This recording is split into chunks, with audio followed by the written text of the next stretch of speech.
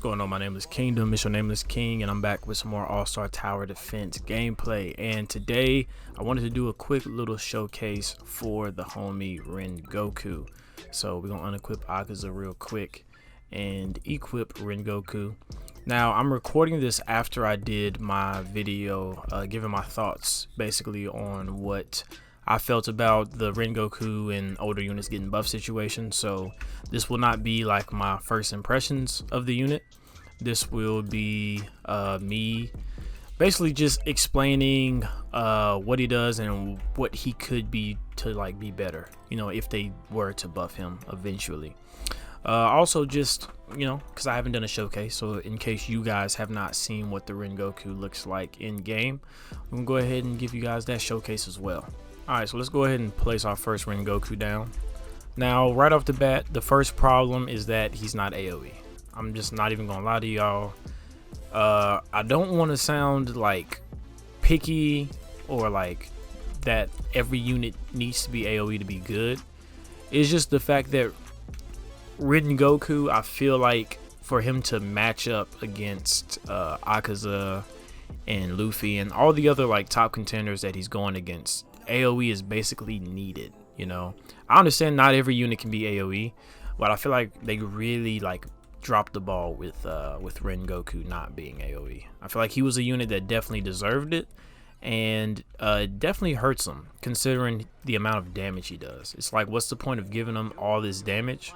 As you can see, 98 at base plus a extra 104 damage after the first upgrade, so 203 damage.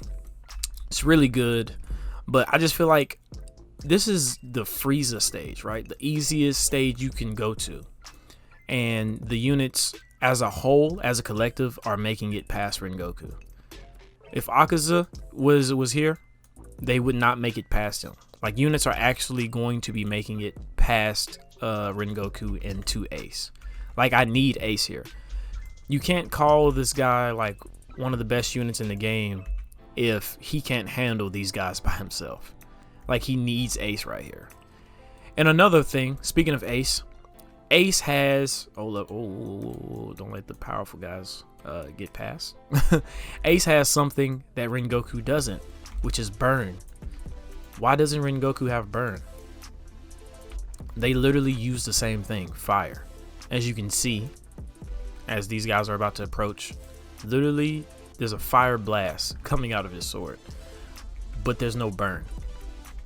That's so odd to me that he doesn't do that. Now, of course, technically the demon slayers in the anime, technically they don't actually summon fire. It's more like a the style creates the illusion of it. But I don't want to hear that, man. This is fire. This is actual fire. I don't like, look at this. It just would only make sense to give him that, is all I'm saying. So the next upgrade, like I said, man, he gets increased range after this update as well. Not after this update, but after this upgrade. And he's doing 556 damage. At level 32, mind you. It's not level 80. He's not even halfway to his max level. And he's doing 556 damage at level 3. At his upgrade 3. That's crazy, right? That's really good. He still has a few more to go, and the few more, as you can see, are increasing. Like, it's not lowering in the attack, it's only going up. He's getting a plus 262 with the next one. So we'll go ahead and get that upgrade, and he's at 818 damage. My Luffy is level 60 and he peaks out at 830 something. So already, like, he's immediately like just up there in terms of damage. Like, he's worthy to be considered as one of those top tier units, you know, just off damage alone. If you looked at nothing else but damage, he's top tier. And they had all this flashy like flames and stuff, and he's real hype. He's a real hype unit. And then look at this, he's getting overwhelmed by Frieza soldiers, bro. He's getting overwhelmed by Frieza soldiers. That's not a good look. It's really not. The only thing I could see would be of use, you know, is if you edited his priority to the strongest and not the first. So if you edited it to the strongest and you placed him by the, I don't know, if you placed him anywhere and then the boss was coming through, he could be like that one guaranteed hard hitter that could just focus the boss. So you could definitely use him for that. He has use, you know, dealing, what's this now, 1200 damage, you know, and that's without a Erwin to support him. 1200 damage without support, that's definitely very, very viable, right? So we'll wait until the next upgrade for Erwin, and then we'll go ahead and take another look at it. All right, so 1600 and Erwin isn't even at max upgrade, and he's at 669 with a range of 28. Why could he just not be AoE, man? If he was AoE, everything in here would be demolished. And I'm not saying he has to be like Whitebeard's version of AoE. He could be a cone AoE, you know, just anything in his direction that he's aiming, you know. And if you really wanted to, you could nerf his damage. He doesn't have to be doing 1200, you know. He could just be doing 800, which would put him around the same tier as Luffy. The only thing that you could say is that Luffy would have better range, but to combat that, you could give him burn. So then he's not too OP, but he is a really good unit, and he is up there with Luffy. So I don't know. That's how I feel about it. I don't really have much else to say, so we don't really need to do anything else with this showcase. The fact that guys have made it this far, like the Frieza soldiers are making it back here, you know. And I understand this game isn't meant for units to be able to solo entire stages. The fact that he's doing this good and he only has 2 other units helping him out, that's still technically a really good unit.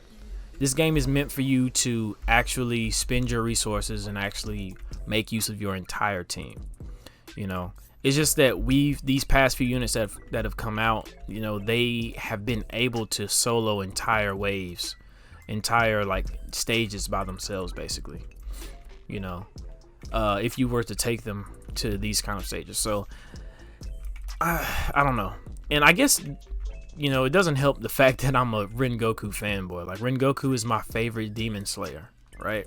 And then of course, vice versa, Akaza is my favorite demon in Demon Slayer. And like, I'm still happy because Akaza is really good, but I'm upset because Rengoku got snubbed.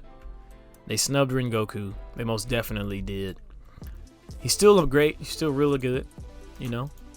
What's that? 1900 damage? He's doing 1900 damage. That's crazy. It's just, you know, he's not really utilizing it, you know, to the best of his ability. Sending 1900 damage to one unit, I feel like it's just overkill. You don't need to do that. Of course, once the boss comes, you know, that's when he becomes like, you know, really useful, really viable. It makes sense for him to be here. And of course, if you start placing other Rengokus, you know, that also helps. It's just, I don't know. I just feel like they dropped the ball. In my personal opinion, Rengoku should be even more OP than he is. But I mean, if they don't, then I mean, I'll still use them. I'll take what I can get. Still pretty good. His animations are amazing looking, obviously, and he's doing crazy damage. So those are all pluses for me. That's all for this video. I just wanted to showcase the Rengoku, so you guys can see what the super attack animations look like. So you guys can see what his stats are and what he's doing for me, and you know, so you guys can figure out if you want to summon for him next time you see him in the banner or not. Let me know what you guys think about this unit. But that is all for this video. I'll see you on the next one. Bye, guys.